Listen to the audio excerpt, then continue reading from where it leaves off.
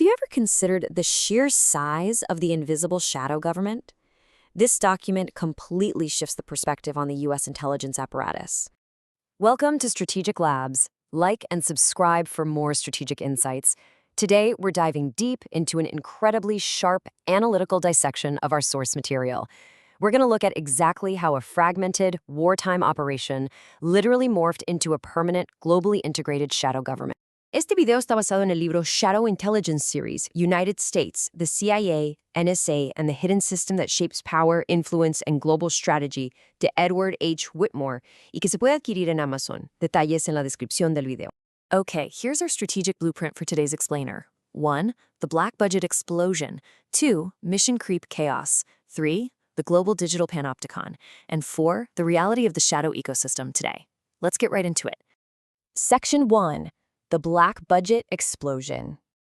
It's pretty natural to assume that when a massive conflict ends, the intelligence apparatus would just scale down, right? Well, actually, scratch that. Post-Cold War intelligence budgets didn't shrink. They absolutely exploded. They morphed into these massive, heavily classified black budgets. And because they're completely shielded from everyday public scrutiny, agencies can fund state-of-the-art tech, build out expansive global infrastructures, and just keep growing their personnel rosters entirely in the dark. It's wild. Think about the trajectory we're dealing with here. Back during the early Cold War, intelligence budgets were, surprisingly enough, pretty modest. But the second the Soviet Union collapsed, boom, we hit this era of intelligence inflation, and budgets just ballooned. And then, right after 9/11, we see an absolute surge.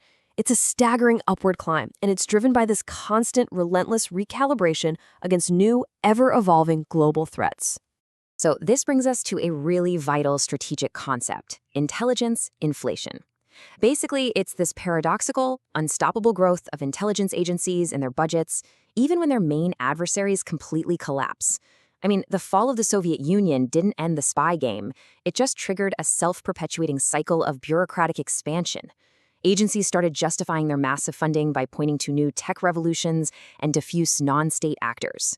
It totally cemented their relevance in a rapidly changing world. Moving on to Section 2, Mission Creep Chaos. We aren't just talking about the CIA anymore. The whole intelligence state expanded into this labyrinthine alphabet soup. You've got the NSA, FBI, DIA, NRO, NGA, plus dozens of specialized units. So instead of a streamlined, efficient hierarchy, the whole community transformed into a sprawling, redundant network. And naturally, all these agencies started aggressively competing with each other for relevance, influence, and obviously, a much larger slice of those massive classified budgets. The reason for this chaos is actually pretty simple. That singular laser focus of the Cold War completely shattered into a diverse pie of amorphous threats. We're talking terrorism, cyber threats, transnational crime, and brand new forms of state competition. And because no single agency could realistically claim exclusive responsibility for these complex modern threats, they were forced to constantly stretch way beyond their original narrow mandates. Essentially, everybody wanted a piece of every threat. And the resulting friction? It's intense. Take the classic divide between the CIA and the FBI. The CIA was built for foreign espionage and covert action, right? While the FBI was designed for domestic security and law enforcement. But when you throw transnational threats like global terrorism into the mix, that line between foreign and domestic just vanishes. It completely evaporates. This resulted in totally blurred jurisdictional lines, fierce turf wars, and these really dangerous operational disconnects where critical intel just slipped through the cracks because agencies were too busy competing with one another. All right, Section 3, the global digital panopticon. If we retrace the history, the rapid evolution is pretty mind-blowing. Back in 1947, the CIA relied heavily on human intelligence, classic spy stuff. Just 5 years later, the NSA pops up to intercept communications. Fast forward to the 1991 Gulf War, and we see this massive leap in tech integration. Suddenly, satellite imagery and digital interception are proving their worth on the battlefield. By 2004, the Director of National Intelligence is formed, basically trying to coordinate what had rapidly become a globally integrated, data-driven surveillance machine. In this post-Cold War order, distinct agencies quickly staked their claims by monopolizing very specific, cutting-edge tech domains. The NSA completely dominated signals and cyber intel for global digital interception. The NGA stepped up to master geospatial analysis, basically controlling all the satellite and visual data. Meanwhile, the FBI was busy building vast data fusion centers to map out a comprehensive domestic threat matrix. They effectively expanded their sensory apparatus to encompass the entire modern digital world, no stone left unturned. Which brings us to this relentless expansion loop. It's like a machine. Step 1, a new, often ambiguous threat is identified.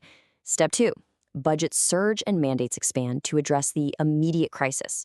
Step 3, advanced technology and mass surveillance tools are deployed.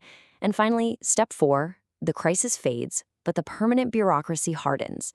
It perfectly illustrates how these temporary crisis responses continuously solidify into permanent, inescapable shadow structures. Finally, Section 4, the shadow ecosystem today. So what does this all mean for us today? Well, the modern intelligence state is defined by some pretty chilling realities and deep ethical trade-offs. We're looking at some serious unresolved paradoxes here.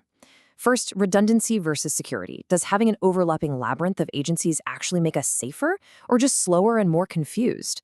Second, unchecked secrecy versus democratic oversight. How on earth can the public hold shadow government accountable when literally everything is classified? And finally, the big one, mass data collection versus our civil liberties. We want to leave you with this sharp, unresolved paradox about the permanent machinery of modern statecraft. Does this sprawling, redundant intelligence state actually serve as our necessary shield in a really dangerous world?